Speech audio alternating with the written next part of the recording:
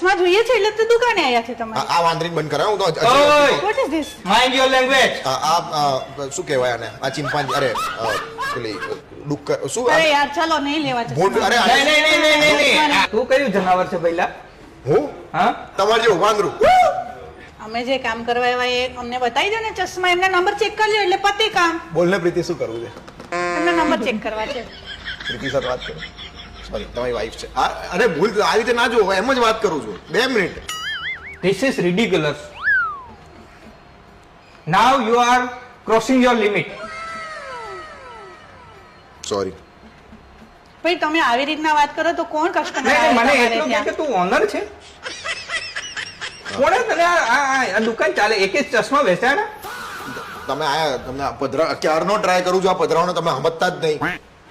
મને What is meaning of પધરાવું? પધરાવું એટલે પેલું અરે ગુજરાતી તો તારા કરતા મને